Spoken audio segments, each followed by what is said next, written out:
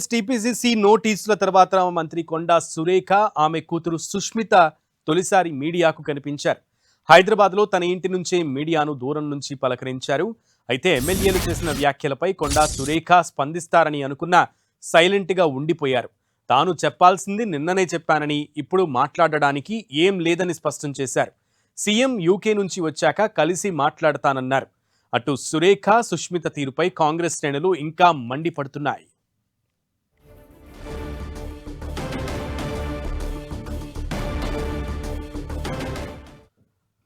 Right. ఈరోజు ఎమ్మెల్యేలంతా కూడా ఒక్కటై మంత్రి కొండా సురేఖ బహిరంగ క్షమాపణ చెప్పాలంటూ కూడా డిమాండ్ చేసిన తరుణంలో ఈరోజు మంత్రి కొండా సురేఖ, కొండా సుష్మిత ఇద్దరూ కూడా కలిసి మీడియాకి దర్శనమిచ్చినప్పుడు ఆమె ఆ వ్యాఖ్యలకి సంబంధించి స్పందిస్తారంటే ఆమె సెటైరికల్గా ఒక సీఎం రేవంత్ వచ్చిన తర్వాత ఆయన్నే కలిసి మాట్లాడతాను, ఆ తర్వాతే ఏదైనా చెప్తాను అని చెప్పడం ఇక్కడ కొంత కొసమెరుపుగా అనిపిస్తోంది. కంప్లీట్ డీటెయిల్స్ మా ప్రతినిధి ప్రతాప్ని అడిగి తెలుసుకుందాం. ప్రతాప్.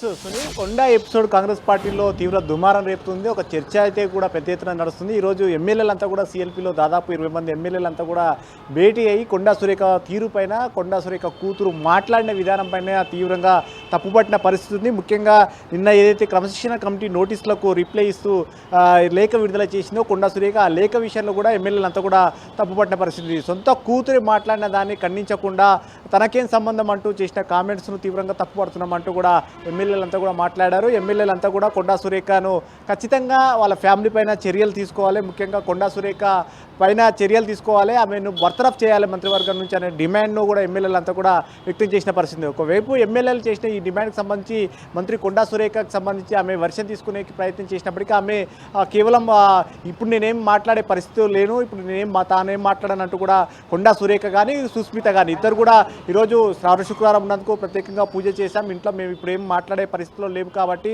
కేవలం సీఎం వచ్చిన తర్వాత, ఎల్లుండి సీఎం వస్తారు కాబట్టి సీఎం వచ్చిన తర్వాతనే కలిసిన తర్వాతనే మేము మాట్లాడతాం, ఏదైనా మాట్లాడేది ఉంటే అప్పుడే మాట్లాడతాం.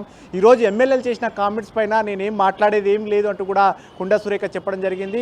నేను తాను ఏదైతే చెప్పాలనుకున్నానో చెప్పేదంతా నిన్ననే లెటర్ ద్వారా ఇప్పటికే ఇవ్వడం జరిగింది కాబట్టి ఇక ప్రత్యేకంగా ఇంకా మళ్ళీ మరో ఏమి మాట్లాడే అంశం లేదు కాబట్టి సీఎం వచ్చిన తర్వాతే ఏదైనా మాట్లాడేది ఉంటే సీఎం వచ్చిన తర్వాతనే మాట్లాడతానంటూ కూడా స్పష్టం చేసిన పరిస్థితి. సో ఈ అంశానికి సంబంధించి కాంగ్రెస్ పార్టీలో కొండా ఎపిసోడ్ అయితే కంటిన్యూ అవుతున్న పరిస్థితి ఉంది. దీనికి సంబంధించి ఒకవైపు ఎమ్మెల్యేలు దాదాపు 20 మంది ఎమ్మెల్యేలు అంతా కూడా తీవ్రంగా రియాక్ట్ అయిన పరిస్థితి ఉంది. ఆమె పైన ఖచ్చితంగా యాక్షన్ తీసుకోవాలని కూడా డిమాండ్ చేసిన పరిస్థితి. మరోవైపు కాంగ్రెస్ పార్టీ కూడా క్రమశిక్షణ కమిటీ ఇప్పటికే నోటీసులు ఇచ్చింది. క్రమశిక్షణ కమిటీ చైర్మన్ మల్లు రవి కూడా రేపు హైదరాబాద్ వస్తున్నారు. ఆయన ప్రజెంట్ ఢిల్లీలో ఉన్నారు, ఆయన కూడా రేపు హైదరాబాద్ వస్తున్నారు కాబట్టి క్రమశిక్షణ కమిటీ చైర్మన్కు ఇప్పటికే కొండా సురేఖ రిప్లై ఇచ్చారు కాబట్టి ఆ రిప్లైకి సంబంధించి చైర్మన్ ఏం చెప్తారనేది చూడాలి.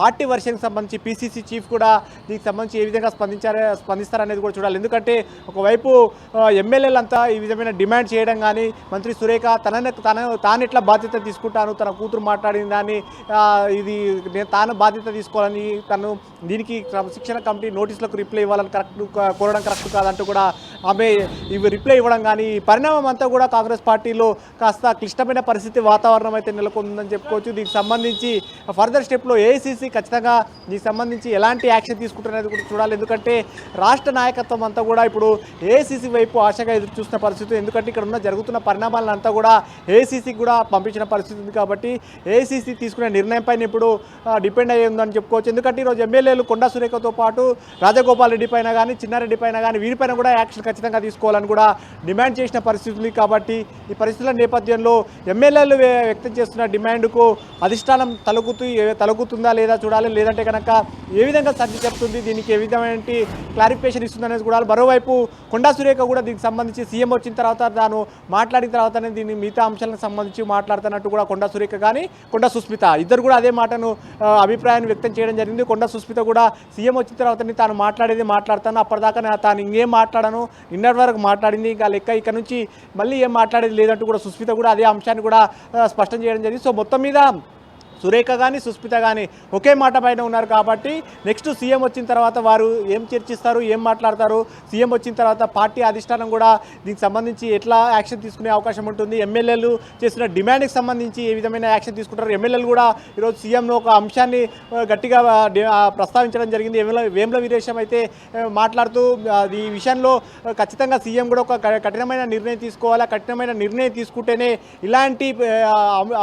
ఇలాంటి పరిస్థితులు మరోసారి పునరావృతం కాకుండా ఉంటాయి కాబట్టి ఖచ్చితంగా చర్యలు తీసుకోవాలని చెప్పేసి డిమాండ్ కూడా వ్యక్తం చేశారు. కాబట్టి ఆ డిమాండ్ను సీఎంని కూడా డిమాండ్ చేశారు. కాబట్టి సీఎం వచ్చిన తర్వాత దీనికి ఎలాంటి నిర్ణయం తీసుకుంటారని చూడాలి. మరోవైపు పార్టీ అధిష్టానం కూడా సీఎం వచ్చిన తర్వాత ఆయనతో డిస్కషన్ చేసిన తర్వాత ఒక నిర్ణయం తీసుకునే అవకాశం ఉంటుంది. ఎందుకంటే కొండా సురేఖ మంత్రివర్గంలో ఉంది కాబట్టి ఆమెను మంత్రివర్గం నుంచి బర్తరఫ్ చేయాలని ఒక డిమాండ్ వస్తుంది. కాబట్టి దీనికి సంబంధించి ఎలాంటి యాక్షన్ తీసుకుంటారని కూడా చూడాల్సి ఉంటుంది. సునీల్. ప్రతాప్, ఎస్, అయితే కొండా సురేఖ వ్యవహారం మొదటి నుంచి కూడా ఒక సంచలనమే. అంటే ఆవిడ సెన్సేషన్ క్రియేట్ చేస్తూనే ఏ వ్యాఖ్యలను చేస్తూ ఉంటారు. అయితే అవన్నీ కూడా పక్కకి వెళ్ళిపోయాయి. ఇప్పుడు కొండా సుష్మిత ఎంటర్ అయ్యి గతంలో చేసినటువంటి వ్యాఖ్యల్ని కూడా కాంగ్రెస్ అంతగా సీరియస్ తీసుకోలేదు. కానీ ఇప్పుడు చేసినటువంటి వ్యాఖ్యలు మాత్రం ఏకంగా ముఖ్యమంత్రి మీదే తీవ్ర స్థాయిలో ఆరోపణలు. సో ఈ వ్యాఖ్యలకు సంబంధించి అంటే ఏఐసిసి సీనియర్లు కానీ లేదా క్రమశిక్షణ కమిటీ చైర్మన్ కానీ క్రమశిక్షణ కమిటీ వర్గం అంతా కూడా ఎలా రియాక్ట్ అవుతుంది, ముఖ్యమంత్రి రాగానే వాళ్ళ తరపు నుంచి ఇచ్చేటువంటి రిఫరెన్స్లు ఎలా ఉండే అవకాశం?